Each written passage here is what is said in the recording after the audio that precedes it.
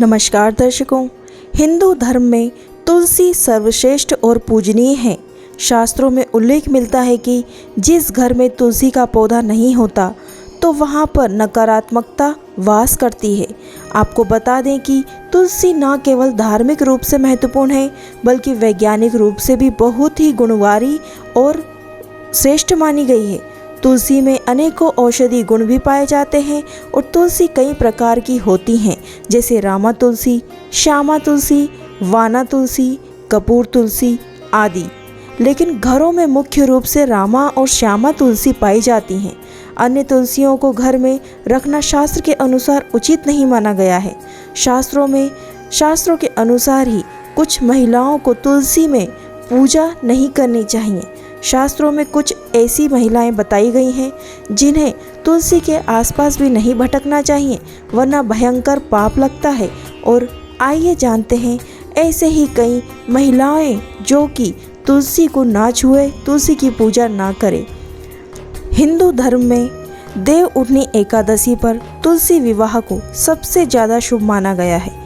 तुलसी विवाह से न केवल शुभ फलों की प्राप्ति होती है बल्कि कन्यादान जैसे बड़े पुण्य की भी प्राप्ति होती है।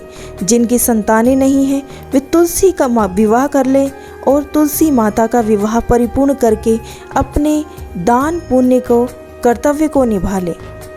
अब आइए बात कर लेते हैं उन महिलाओं की जिन्हें तुलसी की पूजा नहीं करनी चाहिए।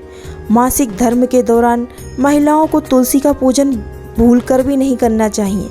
मासिक धर्म में तुलसी को जल भी अर्पित नहीं करना चाहिए, तुलसी को नज़दीक भी नहीं जाना चाहिए, यहाँ तक कि तुलसी पर अपनी परछाई भी नहीं पड़ने देने चाहिए।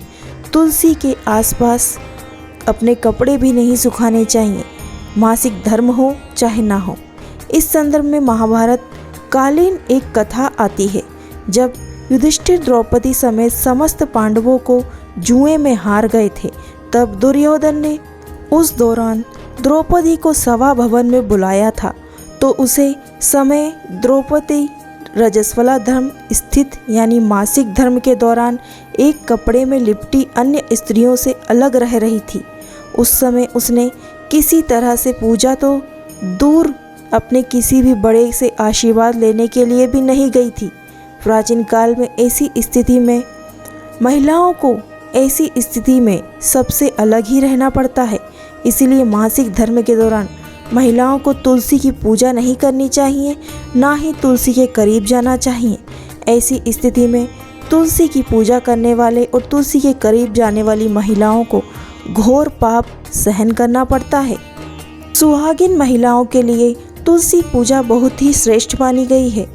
तुलसी विवाह को भी परिपूर्ण करने से वैवाहिक जीवन में सफलता मिलती है और ऐसा करने वाले के 7 जन्मों तक साथ मिलता है। लेकिन अगर आपको हिंदू धर्म के अनुसार विवाह के दौरान 7 फेरे नहीं लिए हों तो ऐसी महिलाओं को भी तुलसी के आसपास गलती से भी नहीं भटकना चाहिए। ऐसी महिलाओं को तुलसी पूजा नहीं करनी चाहिए। बगैर 7 फेरे लेने बिना ही महिलाएं तुलसी से दूर रहना ही उचित रहता है। अगर आपने कोर्ट मैरिज भी की है तो आप तुलसी पूजा करने के अधिकारी नहीं हैं। ऐसी महिलाएं पहले अपने पति के साथ 7 फेरे लें, फिर उसके बाद तुलसी की पूजा अवश्य करें।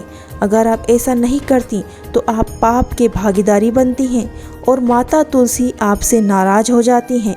भले ही कुंवारी कन्या तुलसी पूजन कर ले, लेकिन सुहागिन महिला बिना 7 फेरे के तुलसी पूजा करना अपमानित माना गया है। हिंदू धर्म में 7 फेरों का विशेष महत्व बताया गया है। बिना 7 फेरे रचाए सुहागिन नहीं कहलाती। चरित्रहीन व्यक्ति और मन में गंदे विचार रखने वाली महिलाओं को भी तुलसी के पौधे से दूर ही रहना चाहिए। ऐसे व्यक्ति की पूजा तुलसी माता कभी भी स्वीकार नहीं करती।